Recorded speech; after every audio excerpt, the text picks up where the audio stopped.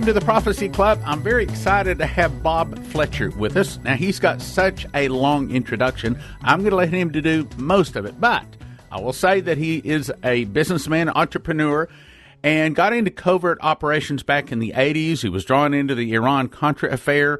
He's a whistleblower and became a federal witness and an investigator. Now, the thing that's very interesting, as you know, I've been telling you that I really believe that there must be a 10th planet out there, whether you want to call it Nibiru or Planet X or whatever you want to call it. Well, he has got some evidence to say absolutely positively there is another planet out there. It is heading toward our solar system. It is already causing effects on the Earth, and it's going to get much worse. And he's got some substantial reasons why we better set up and listen, even if we are skeptical. Bob Fletcher, welcome to the Prophecy Club. Thank you. Thank you very much. It's my pleasure to be here. I really appreciate it, and give me the opportunity to share some amazing information that I have ended up falling into, as I say, so to speak.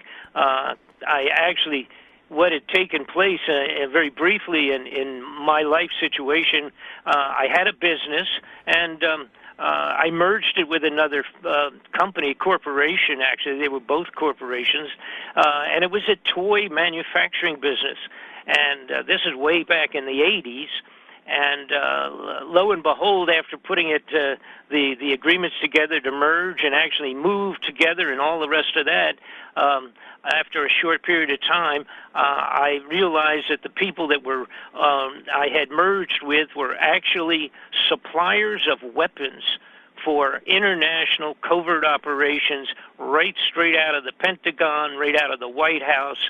And, of course, at that time, it turned out to be directly involved with what was called the Iran-Contra expose, or the Iran-Contra problem, which was, of course, drugs and exchange for weapons and secret agents creating and running the war in Nicaragua, and involved with Iran missiles and all the rest of that. Way beyond my imagination, and they actually tried to recruit myself to function full-time as a courier of information.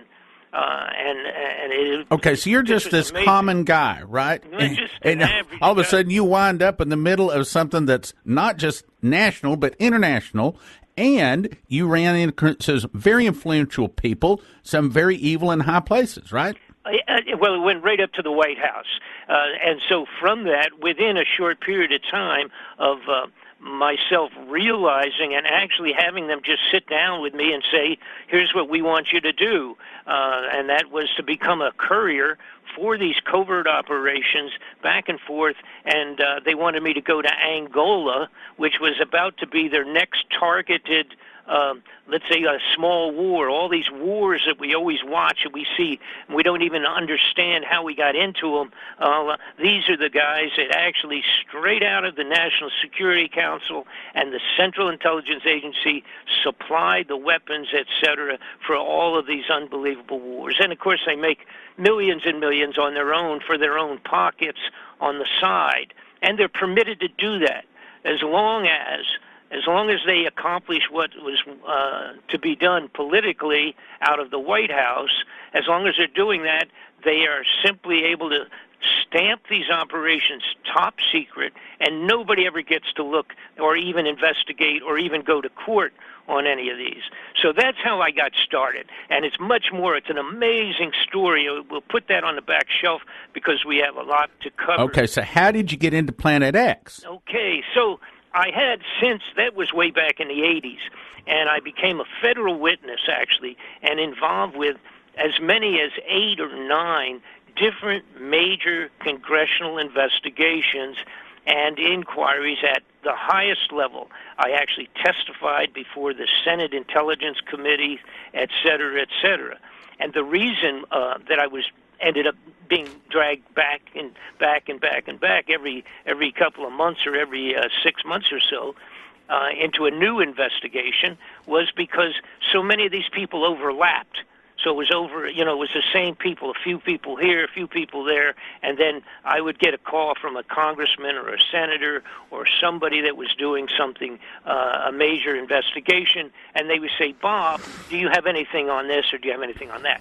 So I had gotten used to watching and following and actually investigating huge amounts of money, vanishing money. In other words, fraudulent, the money disappearing, let's say, out of a covert budget, which, of course, nobody ever knows about anyhow because it's covert, and then legitimate budgeting of scientific things, let's say, like space programs, and they would steal millions of dollars out of, let's say, a $1 billion contract, and maybe a third of it would disappear into someplace else.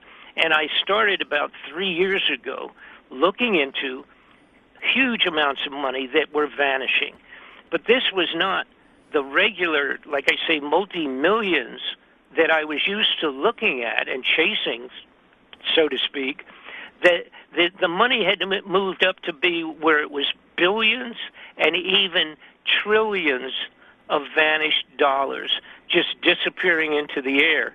And one of the big points was back the day before the 9/11 occurrence, the day before the 9/11 event in New York and Washington. I can't wait to hear this. Okay. Literally the day before, Donald Rumsfeld, the head of the Department of Defense at that time, was speaking and testifying before the Congress. And in the midst of it, he said that we have discovered over the last few years, I think he was referring to maybe 10 years or so, that I believe now the number was $2.3 trillion had disappeared from the defense budget. Now we're talking with a T, $trillion.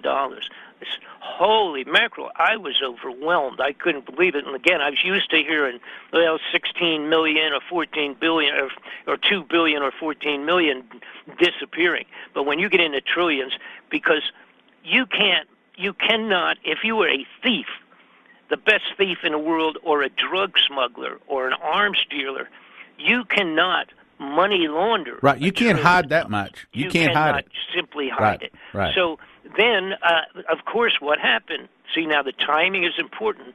The 9/11 event took place. That was the end of it. We never heard anything about any other news on the face of the earth for the next 6 months because of course, the outrageous 3,000 dead Americans in the 9/11 event. And so I don't want to get into that because that's another story. But the bottom line was, because of the day before being the date of that announcement, that was the end of it. Nobody ever even followed it up. A short time later, the woman that was in charge of some of the monetary funding out of the Federal Reserve, kind of overseer, so to speak, of the funds out of the Federal Reserve, she was asked by a congressman on an inquiry on another, as a matter of fact, some other financial problems they were having. She was asked, what was the story about $9 trillion vanishing off of the books of the Federal Reserve System? Well, now that's our money. They don't let us look at it, and they don't tell us anything about it, but the Federal Reserve basically is our money. They are the ones in charge of printing it, and they are the ones that are in charge of, now here's the important part, the gold of Fort Knox. They're the ones that oversee, supposedly, the gold in Fort Knox. So around in the same period of time, I realized that a friend of the average American, Mr. Ron Paul, at the congressional senatorial level, had requested a audit of the by the Federal Reserve of the gold at Fort Knox. He wanted to know, because there were so many stories and rumors about the which is the truth, that the fact that the gold is no longer there, that all the gold of Fort Knox is gone. Now, when I say all the gold, let's say we're just talking maybe 90% or 95%. There's always a little bit there someplace that could be looked at. But the bottom line is the way the Federal Reserve was created, very intentionally, and a lot of people don't realize this, the Federal Reserve has nothing to do with the United States government in an official capacity. The Federal Reserve is a group of private banks that oversees the adjustment of interest on loans with the Federal Reserve funds and also oversees the gold. But what they did was they created it with the very specific wording that says basically that there is no oversight by any congressional or senatorial or any elected officials of the United States government. They have no right to even ask for an audit. If they give you an audit, it is the mercy of their being good guys. In other words, if we get an audit on the gold, which was done, matter of fact, way back in the 70s one time, and it was a joke. The audit that they did was completely laughable. They permitted a few people to look at one part of a building that constituted like let's say like a typical one-size bedroom filled with gold bars, and that was the extent of the audit. So the truth was, even back in the 70s, when everybody got excited about that, we really found out nothing. We have no idea. The gold could have been disappearing way back then. But as we stand today, there's absolutely no gold left in Fort Knox. Because when I add to it, not only did we have... We'll be right back after this message. You must get these two DVDs. Outside of the birth of Christ, I think this is the most important information since the flood. Prophet Ephraim Rodriguez was shown in a vision that a large meteor will hit near Puerto Rico and cause a 1,000-foot tsunami there, but it'll be 200 to 400 feet high and go 100 miles inland on the east coast of America. It will also split America from the Great Lakes to the Gulf of Mexico, and large chunks of California will fall into the ocean, killing millions of Americans. In a second DVD, I put the whole picture together, quoting 6 other people that also saw a large meteor hit Puerto Rico, 4 for the tsunami hitting the east coast of the United States, 6 the split of America in 2 pieces, 3 large chunks of California falling into the ocean. 3 also saw the reason for this is because America forces Israel to split her land. Get both DVDs valued at $60 for a gift of $30. You have to have this information. Call 785-266-1112 or go to prophecyclub.com. Get the meteor offer today. Get it today. And now, back to the program. There's absolutely no gold left in Fort Knox, because when I add to it, not only did we have audits requested by Senate and congressional people who were told to go away, period.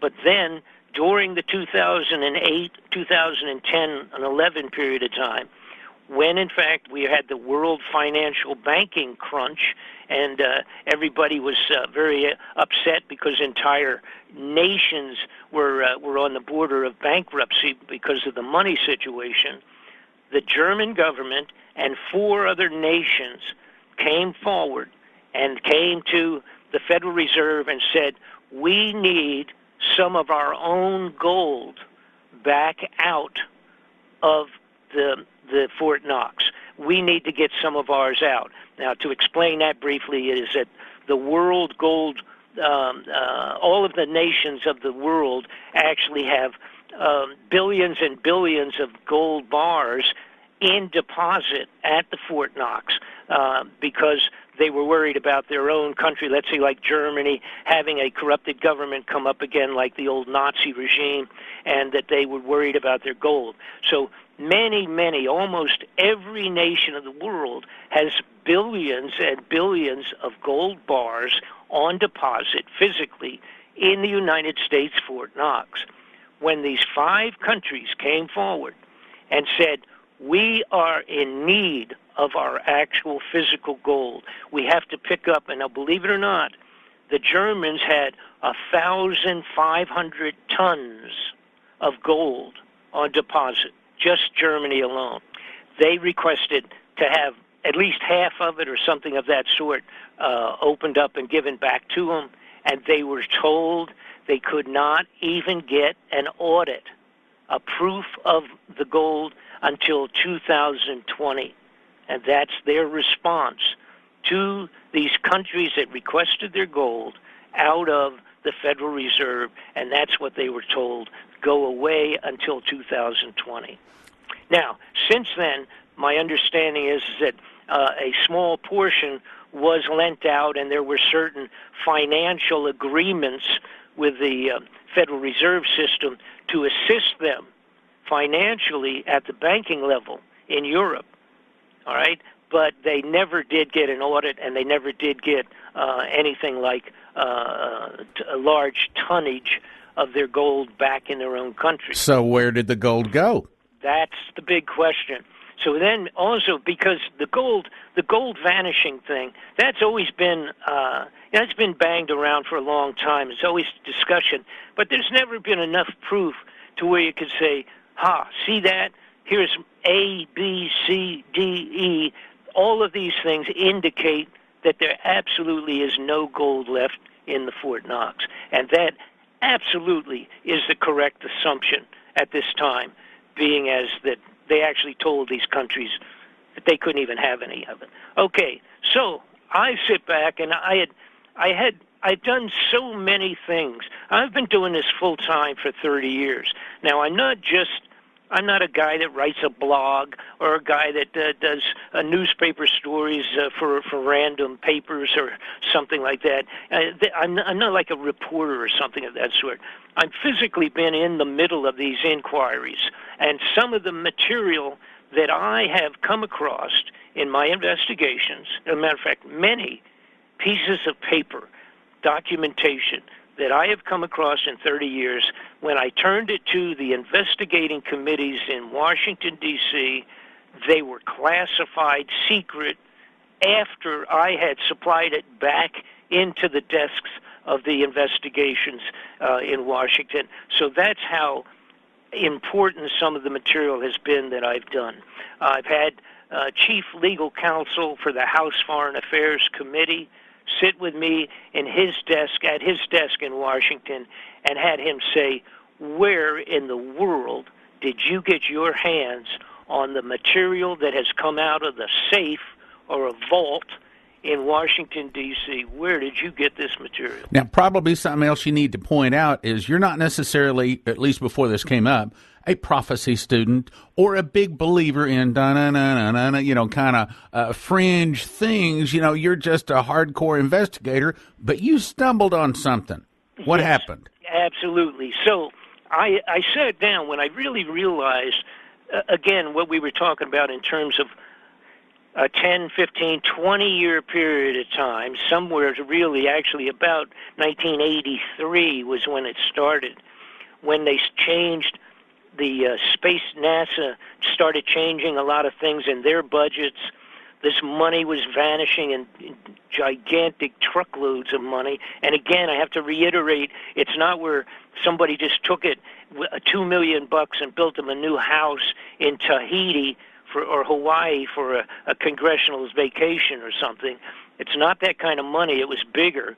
And I remembered somebody said something to me about underground facilities, and had supplied me many years ago. Now I'm going back literally into the 92, 94 period of time, where I had gotten films and photos and stories and reports and information from people that had been either working on underground facilities.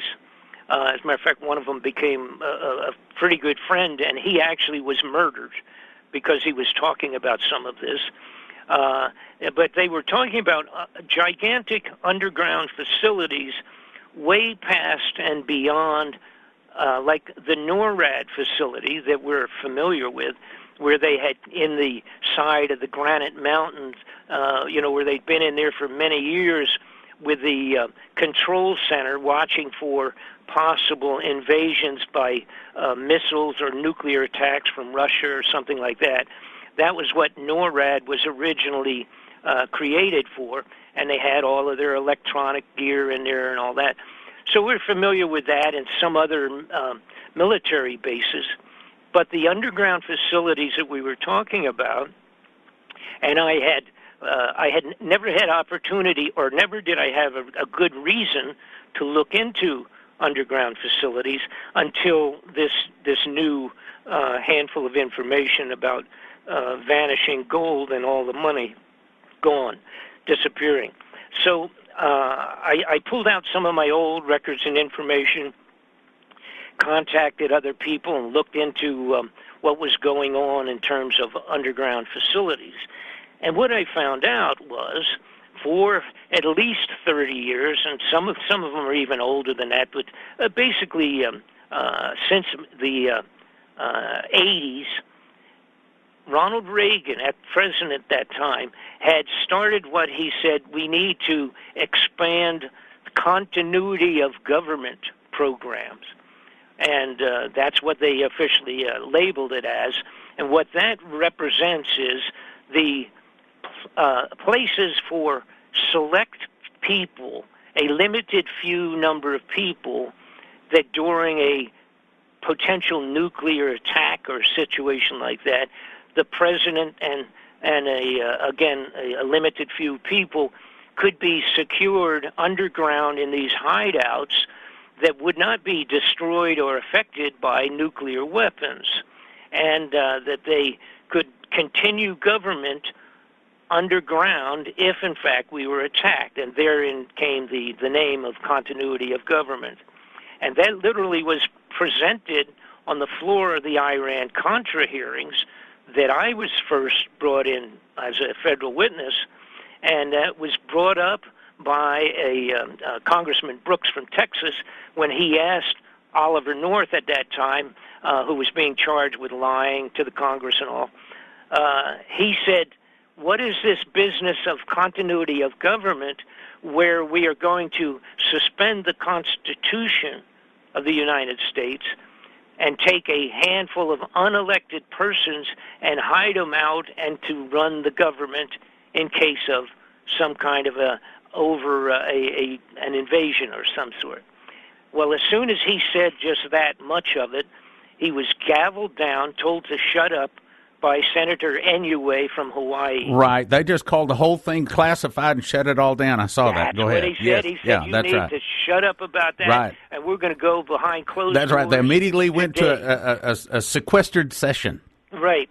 And matter of fact, that was even the same day, by coincidence, that my business was brought up on the floor of the Congress, although they kept that. They did the same thing. They kept that secret, and that was the end of that.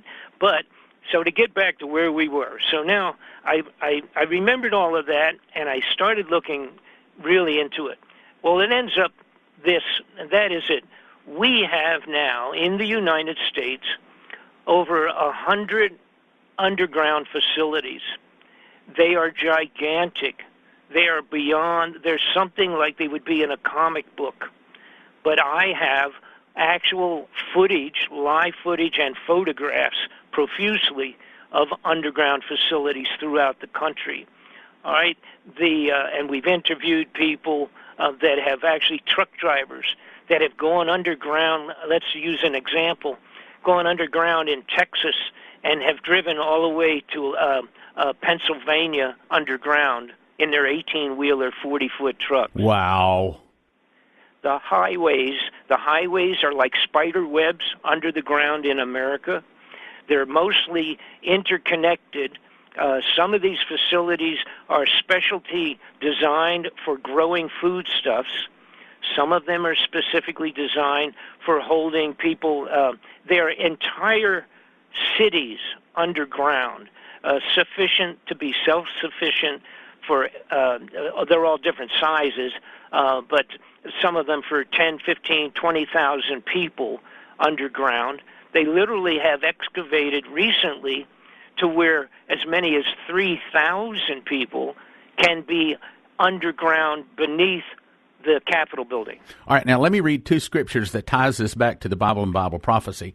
Isaiah 2:19, and they shall go into holes of the rocks and into the caves of the earth for the fear of the Lord and for the glory of his majesty when he ariseth to shake terribly the earth.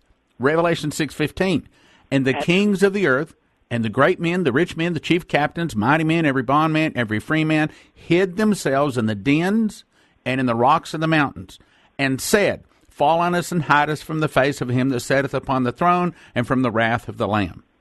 That's what you're talking about. Absolutely. And by the way, and I have, as you can let folks know how to reach myself, but of course I have my website, and I have just finished. It took 3 years to get this accomplished. It is a double DVD information expose. So no one has ever done this and put all of the dots, connected all of the dots, all the things that people didn't understand a couple of years ago. You will now understand that it's all going in one direction, and that is the return of planet X or Nibiru. Okay, so you're saying there is a 10th planet that is out there. Now tell us how you know that and how long it's going to be before it arrives, because we're running short on time. All righty. What's happened was, again, like I said, I finally put it together. I realized that these underground facilities, are gigantic. It even includes, by the way, the underground magnetic levitated high-speed train system. These are, see, it's interesting. In the United States, we don't have any of that. I think we have one or two of them for short runs, and those are magnetically the transmission. The engine itself is magnetic, and they levitate above the track system. Nothing even touches the track, and they can go to extraordinary high speeds. All over Europe, Japan, China, all these places, they all have these. They've had them for years. We've never really even built one above the ground.